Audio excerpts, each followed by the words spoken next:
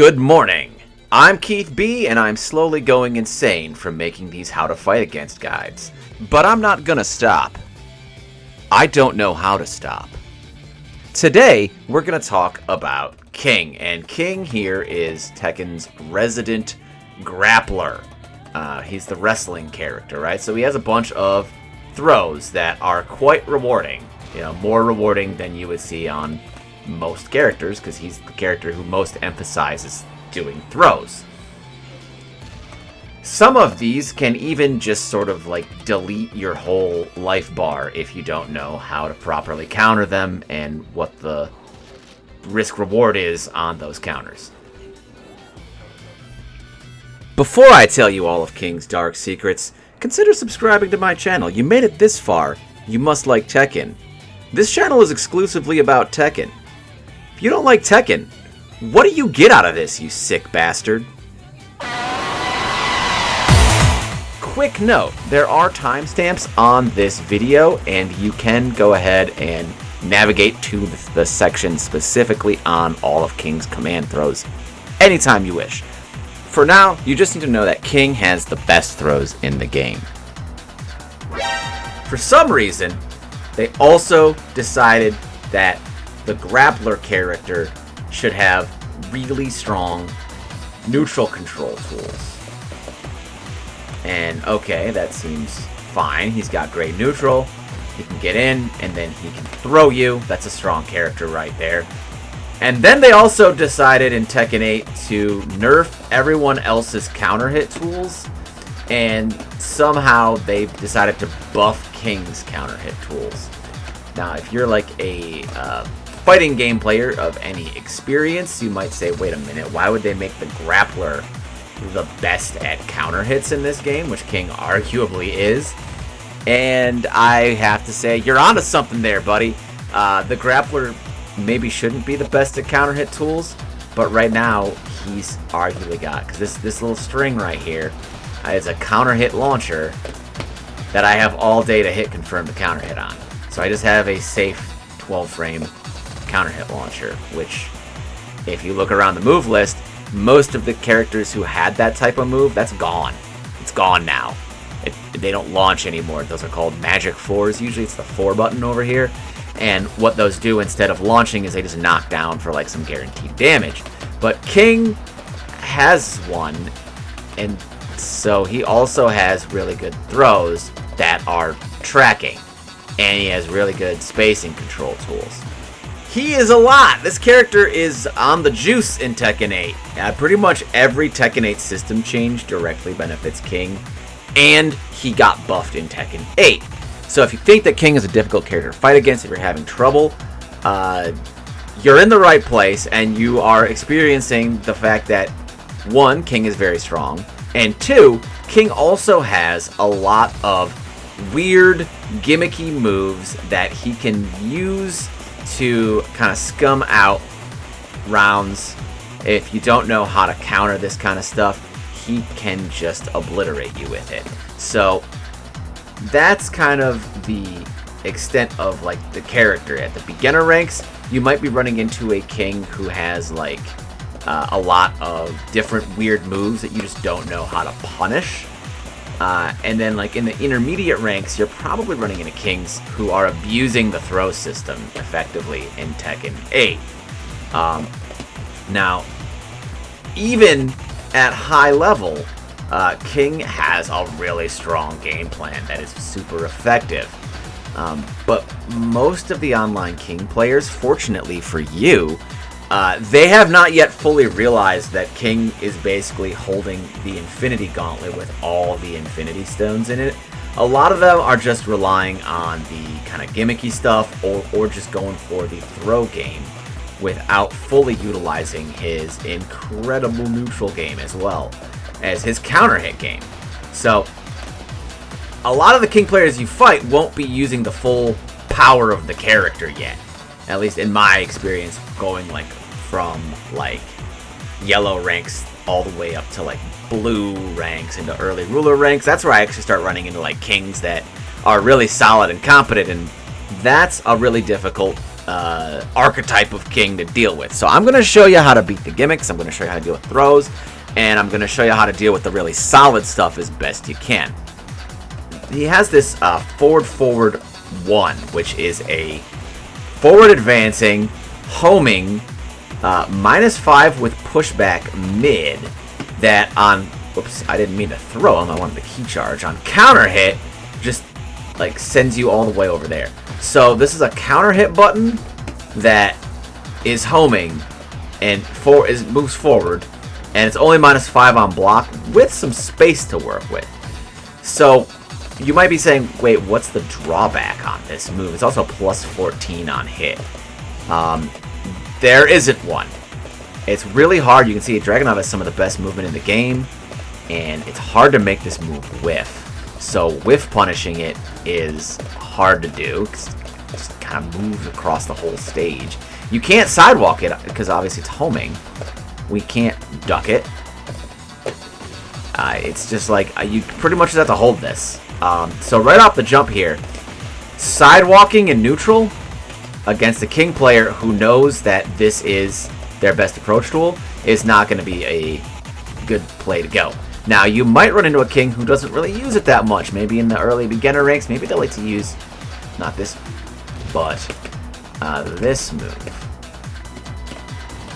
Not that version, but this version. Okay. This version. So, if they like to use moves like this to approach, because this is +2, and it's a launcher, and that seems really good. And it can be good as like an Okazeme tool or like a little like low crush option. But if they're just gonna like approach with this, we can just sidewalk this kind of stuff. We don't have to worry about this move too much. If you're moving a little bit, it's gonna whiff. But if the king player is a little more savvy and he decides he wants to go with the forward 1 as his approach tool, then you don't want to be moving too much. You kind of have to hold this button, and even on block, you got to be a little careful. It's only -5. There is pushback. Mercifully, King has some of the worst movement in the game. I think he actually has the worst movement in the game. Like, I'm backdashing as well as I can. If I go any faster, he actually just doesn't go anywhere. Like, you can't even try to spam backdash with King.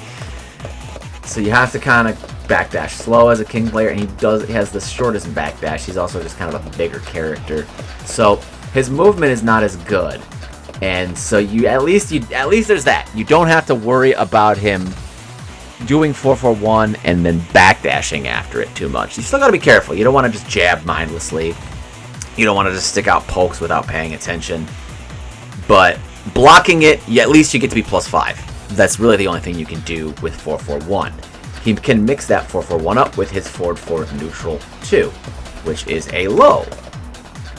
And that's +7 on hit. And on counter hit, he gets to do this whole WWE animation on you. Oh, I didn't need that one still in there. And yeah, so both these moves will mess you up on counter hit. So right here, you already realize you don't want to be throwing out buttons to stop this. This low also is going to go under your highs. See how he ducks down? So that means highs are not going to work here. So all you Mishima players with your electric keep out, I'm sorry, King just gets to go right under it and clothesline you on counter hit. So you got to be really careful with moves like electric or stand 4s or any sort of keep out highs that you might want to stick out. Even jab, you got to be careful. You can just die for jabbing against this guy. So now that we have that covered, on block, this move is -13. Keep in mind, low parries have been nerfed in Tekken 8. You can no longer get a bound or a tornado spin after your low parry unless we spend our heat burst. Then we can, but that adds a bunch of scaling. So the capacity to carry King to the wall for low parrying this is not as good as it was in like Tekken 7. So this move is super, super strong. Your best bet is going to be to have a really good 13 frame while standing punish.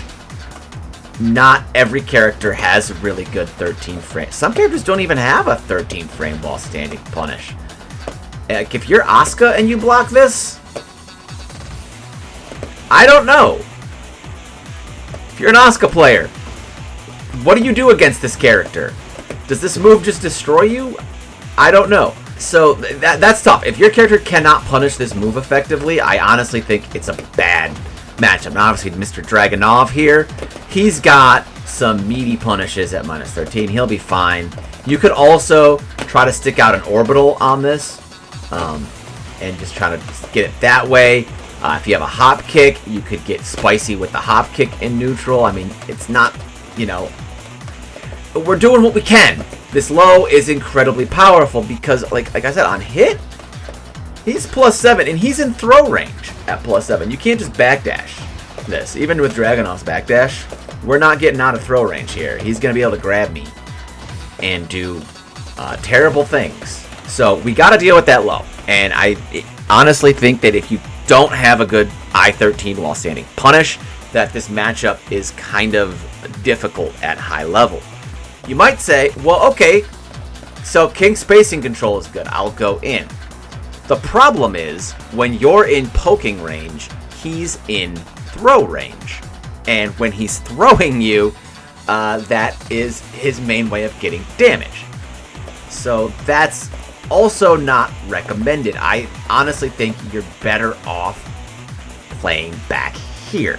You might think, well, wait, if I'm gonna get thrown, then I can mash. This is Tekken 7 or Tekken 8. I got, you know, 10 frame counter hit heat dash stuff. Like, I can mash. Well, remember what we said at the beginning of the video? He's got counter hits, 12 frames, hit confirmable, counter hit launcher, 13 frame mid, hit confirm. Well, this character is a counter hit monster, so he kills you for standing still and blocking. He kills you for trying to move with his homing throws, and he kills you for trying to mash with his counter hit tools. The only real weakness he has is his poor movement, and you can force a tactical situation where you can block the 4-4 neutral 2 if you can get the read on his timing. That's not the 4-4 neutral 2. The 4-4 neutral 2, and then take your best punish. If the King player is just better than you, it's going to be a tall mountain to climb. I'm not going to lie, because he's going to be changing his timing.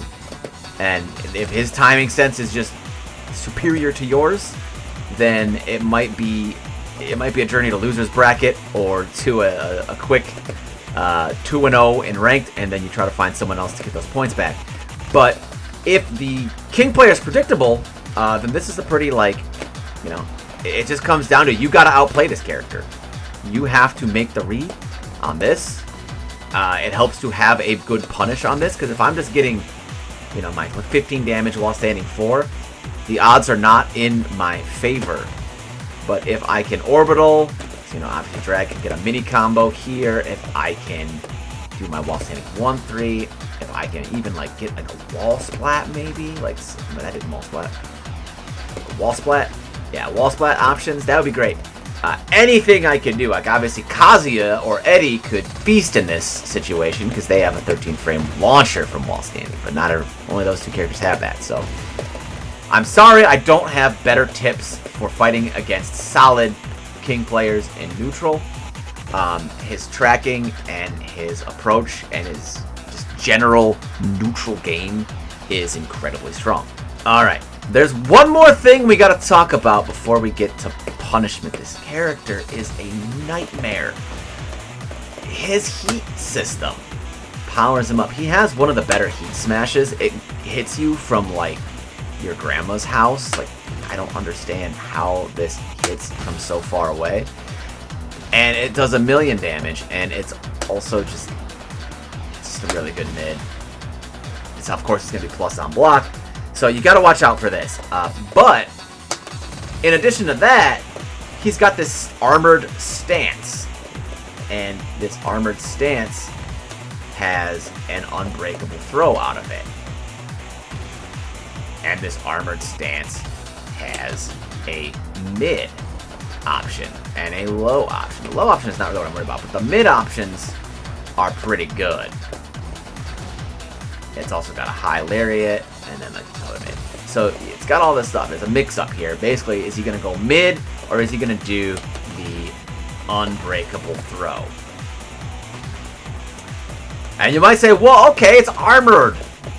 No problem. I'll just like do like a low, or I'll like, you know, do like a power crush thing, or well, I guess the throw would be the power crush, but you could do like a rage art, right? Well, they decided for some reason he needs to be able to cancel this. He didn't have this when the game came out. Harada said, you know what? King's not good enough, so we're gonna let him cancel this and bait your rage art and then kill you.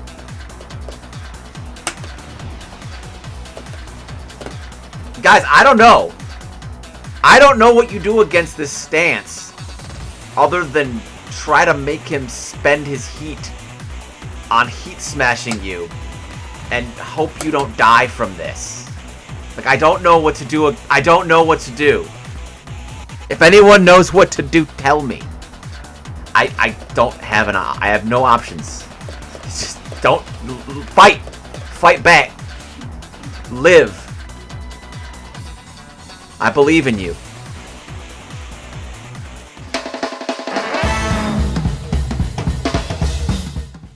I do want to make a quick point to mention that throws in Tekken 8 work a certain way. And if you're used to playing Tekken, someone at some point probably said, "Hey, buddy, you can react to throws in this game." That's one of the things that makes Tekken a little different. So, you know, in Tekken, you got a 2 break, you got a 1 break, or a 1+2 break. And if you press the button that corresponds to the hand that the throw is doing, then you can break the throw. So, what is different in Tekken 8 is that, 1, throws are super good at tracking. They're basically homing moves in this game. So if you try to move away from pressure, whoops, I don't know how that happened, you're going to get grabbed. And you can still break this grab. Even just because I'm sidestepping or sidewalking doesn't mean I can't break it, but it might catch you by surprise and you might not be ready for the break. The other thing that's going on with throws in this game is they have a counter hit property. So if you were to, say, attack into a throw and the throw hits you before your move comes out, what happens is the throw has a narrower window to escape than it would normally have. So you have to be more on point. You see how it's mashing 1+2? Normally that would have worked, not working here. You have to be faster on a counter hit. Right there, against the power crush, that's actually just unbreakable. So these throw system enhancements directly benefit King, since he is the character who most utilizes throws. King also kind of gets to cheat the system a little bit, because he actually has some throws that you can't see the hands on. He has his giant swing here, which is a 1 break, but when you see that animation, he's reaching with both hands. So that's very ambiguous. Now, it's not quite the same. This is his 1+2 animation, and this is his, I'm bad. This is his giant swing. So giant swing, and then 1+2. They're similar, they're not identical. A lot of people say, oh, the giant swing looks exactly like a 1+2. It actually doesn't. See that right hand kind of, and the left hand, they kind of cross over a little more on the giant swing, but here's the deal. Shining Wizard is a 1+2. And this has the same animation as Giant Swing. So King actually has an unseeable throw mix. It's one of the things that makes King special. He gets to break the rules because he is the grappler character in this game. So let's talk about these throws. Now, King has a lot of throws, right? The ones you gotta know about is number 1, Giant Swing. Giant Swing is the one we talked about. It looks like a 1+2 break, kind of. And in the heat of the moment, most people will not be able to react between this and a 1+2. That's something I myself am like still working on being able to do. I can do it like sometimes. I was better at doing it with Armor King, but they didn't put Armor King in this game. Anyway, you see this animation, you pretty much are thinking Giant Swing. And Giant Swing is going to be a 1 break. So we just mash the 1 and we break it. Now, let's say you don't break the Giant Swing. God forbid. The damage that you take here is not fully guaranteed. We can mash to tech roll. And there's a couple different philosophies on how you want to mash here. It has to be kind of like a timed mashed tech roll. You can't just like, I can't just mash the whole way through this, I don't think. I'm kind of rolling the dice. I actually got it there for doing that, but you want to time your mash for when you kind of land on the ground. I actually do all 4 face buttons to guarantee it. And I'll piano it, because I play on a arcade stick layout kind of controller here. It's a hitbox, but like I got the 4 buttons right here. So, boom, mash. And then when I mash it, you see I take less damage. So, very important that if we're not breaking this, we're tech rolling, because look at that damage. That is too much damage to take from 1 throw. The other throw we have to worry about here is going to be his Shining Wizard. His Shining Wizard looks exactly like the Giant Swing, but the tell that you can get from many King players is the running animation. If you see them running towards you, you can anticipate, oh, that's probably a Shining Wizard, because the Shining Wizard comes out of a while running input. Now, savvy King players will while running into Giant Swing, and that's just a hard 50-50 guess. King also has standard throw breaks for the normal animations, like a 1+2 throw. He has, 1 break, 2 break, all that stuff. So you have to also have solid throw breaks for just normal throws, in addition to knowing King's throw break situations. And King has chain throws. Now, chain throws are a weird Tekken mechanic that go all the way back to the early days of the arcade era. And the way these things work is you have multiple points where you can guess to break these. Yeah, now you may have seen out there's like those crazy throw break charts. You can just Google King throw break chart, it'll come up. You don't have to memorize all of that. I mean, if you're gonna go like try to win Evo, you might want to memorize all that, because like you're gonna have like Jasandi or Lil Majin or somebody who could be in your way, and they might hit you with some throws that no one's seen since the 90s. But what I recommend doing first as a newer player is learn damage mitigation. So if his chain throw starters can come out of 2 situations. He can bring him out of his crouch dash, and he can bring him out of his Jaguar step. So there's already a little tell. Like if you see him crouch dash, we know that that's going to be a potential situation where he can do a crouch throw. Now, whether he goes for the 1 or the 2, it looks the same. So you can break this initial grab. If he goes for... Actually, just scratch that. He can also do it out of his Jaguar step. So do Jaguar into the throw. Same kind of deal. Each of these leads to a unique chain throw route where he can do various 1, 2, or 1+2 breaks. Here's what they don't tell you over in the I don't know. The charts don't tell you this. If he comes in from his crouch dash and he's gonna grab you,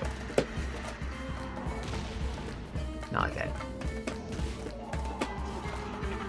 If he grabs your leg, the thing that I am most worried about, he can do like 3 different routes here, and there's multiple points along these routes where you can break the throws. But I am worried about the one that does the most damage. I will happily take less damage and not die than I would take more damage and die. I would rather not lose the round. That's just me. So, if he goes for the arm, bar, the highest damage option is going to be Rolling Death Cradle. And 2 is going to be what you do. And you don't even have to mash it. I just have to hold the 2 button. And I will get rid of this man. So he grabs my arm. I'm holding 2. And if he wants to do the STF like John Cena, I think that's what it's called, or whatever dragon sleeper hold, I don't care, dude. Like, you're not going to Rolling Death Cradle me. Because Rolling Death Cradle does 1 billion damage. Now, if he grabs the leg, the thing we have to be mindful of with the leg grab is going to be the King's Bridge, because this is the most damaging option. King's Bridge, the most damaging option is usually on the bottom. So if he grabs your leg, that's King's Bridge time. I'm holding 1+2 because I don't want to get King's Bridged. I'll show you what happens when you get King's Bridged. And once this gets in, it's now unbreakable. You just gotta watch this cutscene. And that's not what I want to happen to me, so I'm gonna hold 1+2. And you know what? These other options, they don't do as much damage as King's Bridge. So unless the Scorpion Deathlock or the STF is actually gonna kill me, I don't care. I'm not gonna press 1 or 2. And you can see it's a 1 break, a 2 break, or a 1+2, and once he gets you in the Deathlock, King's Bridge is guaranteed. So you have 2 options that don't have a guaranteed King's Bridge, and 1 option that has a guaranteed devastating follow-up. Don't eat the devastating follow-up unless you're about to die. If you have like no health, then you pretty much got to guess for your life, right? Unfortunately, out of these other ones, these are called the stretch bomb, or not the stretch bomb, but the Jaguar step throws go into Cobra Clutch. These have various routes. Nothing is guaranteed, really. Well, I guess the backdrop is down guaranteed, but there's no like massive damage route that stands above the rest. So for the Jaguar step, I would recommend, it looks like this, and he goes into the throw. You're gonna have to study those and just try to read the King players' tendencies on those, because different King players tend to go for different throws out of Jaguar step. I don't think there's like a catch-all option like for the other two. A lot of times, King players in ranked will be very greedy and go for King's Bridge or Rolling Death Cradle, and that's where you mash either 2 on the armbar or 1+2 on the leg grab. Okay, so like punishment stuff, he's got a lot of gimmicky stuff that you can have to deal with. So let's go through some of this really quick. Everybody hates this string. This string has been here since, I think, Tekken 1. Don't quote me on that. But basically, he's got a low that can go into a low or a mid, and he can do up to 1, 2, 3, 4 hits. So what you actually want to do here is most Kings are going to send multiple hits of lows at low ranks. So you just block and then low parry. Boom, block low, low parry. Practice this. It's very, very useful against low rank players, because the low rank players will accidentally think that move is way better than it is because it works on everybody at low ranks. Another very important string to deal with is his forward 2. It's a forward 2-1, which is mid-high, and then it mixes up with the forward 2 down 1, which is mid-mid. And if that hits, you're getting launched. So against King, I generally do not want to get hit by this massive launcher. And a lot of King players are kind of greedy and they'll finish this. And that's minus 15. So most characters in the game can launch this. A lot of King players like to add this down back 3 to their kind of keep out and approach game. It's +4 on block, +4 on hit, -14 on block, and it gives him a knockdown on counter hit. The thing is, it is a seeable low, so it's faster than a snake edge, but I think it's one of the easier seeable lows in the game to deal with. So I would definitely recommend practicing to react to this move and getting that minus 14 punish, especially if you have a 14 frame while standing launcher. This move goes criminally unpunished. It's called Atlas Hammer, I think, or Burning Hammer maybe. It's just his like high crush launcher. But, you know, King is not an evasive character generally, so his is launch punishable. He doesn't have, like, a safe evasive or, like, a minus 13. A lot of people will, like, block this and then just do, like, their I-12 or, like, their, just, like, jab it or something. You want to just, like, launch him. He blocks this, launch him. King has a lot of, like, weird, like, unblockable, like, jumpy stuff, or it's either, like, a throw or this is, like, an unblockable. If he's jumping in the air, you just want to move sideways. Like, this cannot hit you if you're moving sideways. So sometimes people will like freeze up when they see a character jump in Tekken, or they might make the mistake of like trying to like anti-air, and that doesn't always work because he can even like auto-correct and turn around here. And this type of move is more meant for like wake-up situations and not the neutral, so you have plenty of time to just walk it. And down forward 2-1, I mentioned this is like a key counter hit tool for King. Well, if the King player doesn't hit confirm this, it is mid-high, you can just duck him and then launch him. It's very, very important that you are able to react to this move if you want to play this matchup, because you're going to see this thrown out a lot. I mean, back 1-2, if they don't do the hit confirm here, you can duck it. It is high-high. It's also, even if you block it, minus 13. So you can just punish him, even on block. Punishable high. I also highly, highly recommend learning this animation. This is down for 1-2. It's kind of like his way of making you not want to press after his down 4-1. And this is a minus 10 move. Now, I don't normally look at early punishment on these videos, but this jab punishment is really...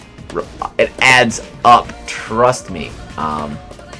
Especially like, you know, if you play like Reina or like a character like that, like who can get a lot off of their 10 frame punish, like June. A lot of characters in this game have good 10 framers. You know, Dragunov has a pretty bog standard one, but take the 10 frame punish, learn this animation. It's mid, so you gotta just punish it. This is a move everyone hates at the beginner ranks. It's full crouch down forward 1+2, and this is a slow forward advancing low launcher. And you think, oh yeah, like Snake Edge but with a punch. That's no problem. But you see when I block it, it's minus 12.